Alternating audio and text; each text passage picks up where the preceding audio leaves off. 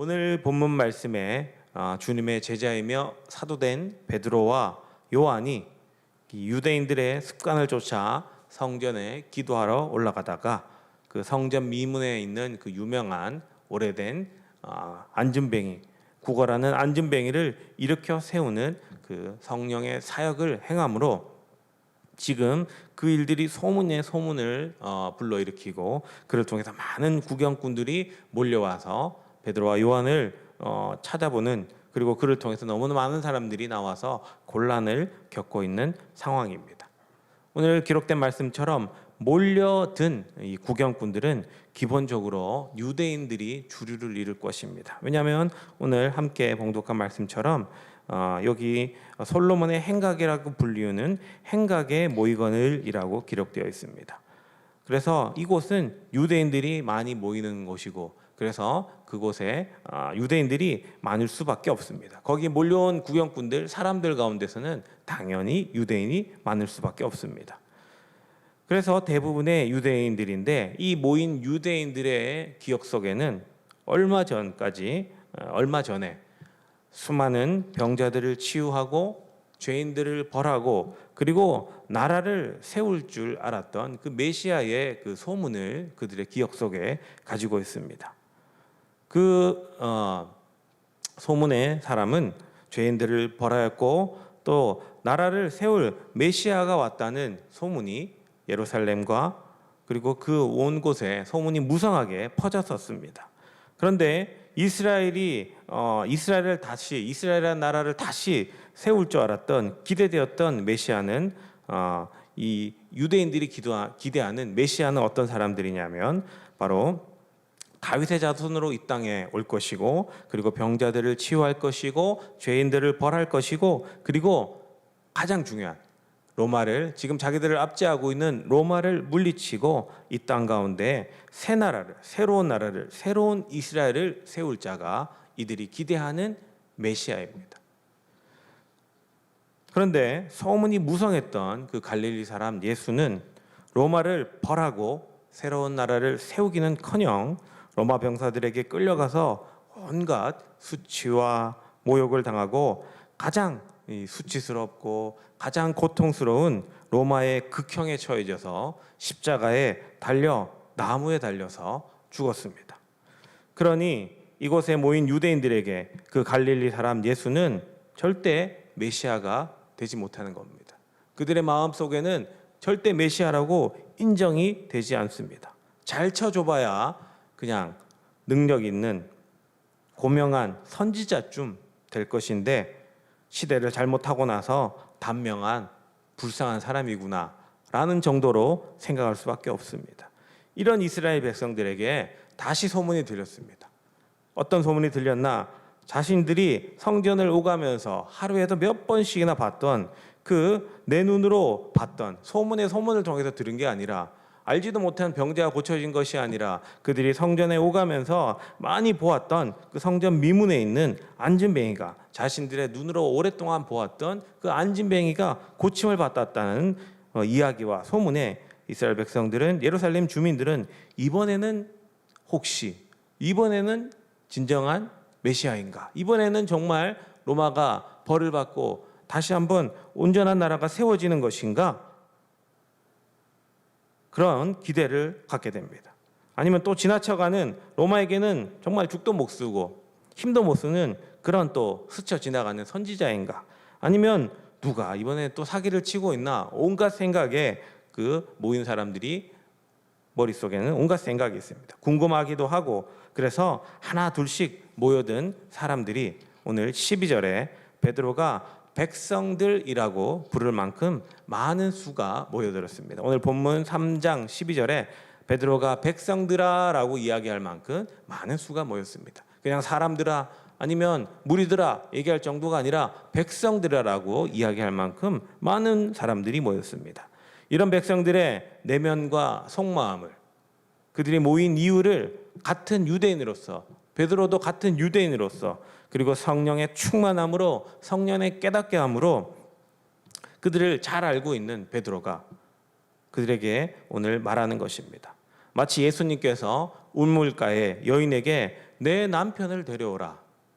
내 남편을 데려오라 라고 우물가의 여인에게 말했던 것처럼, 말씀하셨던 것처럼 이곳에 모인 백성들에게 그들의 심령을 찔러 쪼개는 하나님 아버지의 그 부르심 앞에 아들을 내어주고 죽기까지 사랑하셨던 그 하나님 앞에 반응할 수 있도록, 그들이, 그 모인 사람들이 그냥 구경꾼으로 끝날 것이 아니라 그들이 하나님 앞에, 말씀 앞에 반응할 수 있도록 베드로가 그들에게 영적인 각성과 깨달음을 주기 위해서 복음을 전하고 말씀을 선포하는 일이 오늘 본문 가운데 기록된 말씀입니다. 그 상황이 지금 이와 같습니다. 그들에게 베드로가 그 우물가의 여인에게 예수님이 그의 심령을, 폐부를 찌르는 영적인 질문을 던져서 내 남편을 데리고 오라 라는 그 인생의 질문을 던짐으로 우물가의 여인이 깨어졌던 것처럼 그 이스라엘 백성들에게 말하고 있는 것입니다. 백성들아 라고 시작하면서 이 이야기를 하고 있는 것입니다. 베드로가 무엇을 전했는가? 첫 번째로 너희들이 메시아가 아니라고 단정짓고 빌라도의 손을 빌어서 십자가에 못 박은 예수는 진정한 메시아이다라고 이야기하는 것입니다. 그분이 진정한 메시아이고 참 구주이시다. 너희는 아니라고 말하고 빌라도의 손을 빌어서 나무의 십자가에 달아버렸지만 그분이 참 구주이시다. 그분이 참 메시아이다 라고 베드로가 이야기하고 있습니다. 너희는 로마를 이기고 나라를 세우지 못하였으니 메시아가 아니라고 생각하지만, 그러나 15절에 하나님께서 그를 죽은 자 가운데서 살리심으로 만왕의 왕으로 세우심으로, 만왕의 왕이 다스리는 진정한 나라, 진정한 다스림이 있는 너희들이 생각하는 것과 다른 하나님의 온전한 진정한 나라를 세우신 왕이다라고, 메시아라고 첫 번째로 이야기합니다. 그리고 두 번째 전하는 것은 17절에 너희는 알지 못하여 생명의 주를 못 박아 큰 죄를 지었지만 25절에 그들을 위로합니다. 정죄만 한 것이 아니라 그래도 위로를 합니다. 25절에 너희는 선지자의 자손이요 또 하나님이 너희 조상과 더불어 세우신 언약의 자손이라. 그러니 너희들이 악함을 버리고 아버지께로 돌이킴으로 땅의 모든 민족이 구원을 받고 복을 받을 것이니 하나님 아버지의, 그것이 하나님 아버지의 너희를 향한 참 뜻이니 오늘 이 자리에서 예수를 생명의 주로 다시 선택함으로 변화를 받아 새롭게 된 거듭난 자녀가 될 것을 권면하며 초청하며 베드로가 그들 가운데 선포하고 있는 것입니다. 그냥 구경꾼으로 모이고 그냥 휙 보고 지나가 버릴 그런 사람으로 끝나지 말고 너희는 그런 존재이니, 하나님이 너희를 그런 존재로 부르셨으니 너희가 그 부르심 앞에, 그 말씀 앞에 너희가 온전히 새롭게 될 것을 베드로가 말씀하고 있는 것입니다. 그들 가운데 주의 복음을 증거하며 주의 말씀을 가르치며 너희는 그런 존재라는 겁니다. 너희는 메시아를 몰라보고 십자가에 못 박고 나무에 못 박아서 죽였지만, 그럼에도 불구하고 너희가 알지 못하여 그 일을 행하였지만, 그럼에도 불구하고 너희는 하나님이 택하여 부르신 하나님의 언약의 자손이다. 할렐루야. 너희가 이 땅 가운데서 어떻게 살았든지, 잘못 살았든지, 잘 살았든지, 그럼에도 불구하고 너희는 하나님의 언약의 자손으로 택정받은, 부르심을 받은 귀한 자녀들이니 너희가 다시 한번 주의 말씀 앞에, 이 시간 증거되는 주의 말씀 앞에 너희가 돌이키라는 겁니다.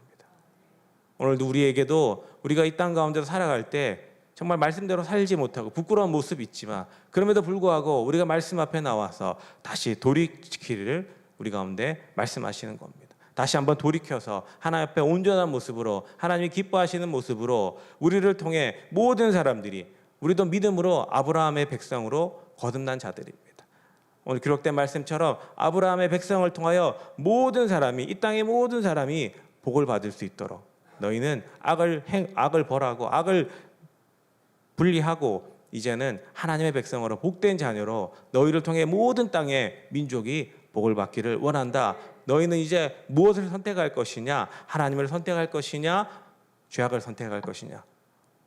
이 시간 올바른 것을 선택하라고 베드로가 선포하고 있는 것입니다. 베드로의 이와 같은 모습처럼 우리도 죄 복음을 증거할 때, 많은 사람들에게 하나님의 복음을 증거할 때 그런 정말 열정적인 그리고 감동적인 모습이 함께 하시기를 주님의 이름으로 축복합니다.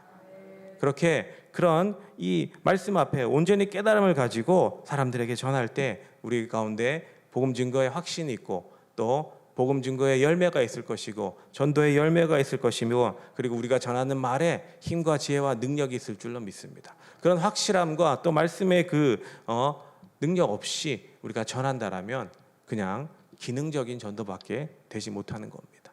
정말 안타까운 것은 우리가 전하는 복음이 능력 있고 힘이 있는 복음이 되어서 많은 사람들에게, 오늘 베드로가 전해서 베드로의 한 번의 설교에 3,000명, 5,000명 변화되었던 것처럼, 오늘 이 자리에 이 새벽에 나오신, 그리고 온라인으로 함께 참석하신 우리 모든 수원순복음교회 성도님들은 그렇게 주의 복음을 증거할 때 한 가족이 구원받고, 많은 가족이 구원받고, 하나님이 기뻐하시는 많은 사람들을 주님 앞으로 인도할 수 있는 능력의 하나님의 그리스도의 제자가 되시기를 주님의 이름으로 축복합니다. 말씀을 정리하겠습니다.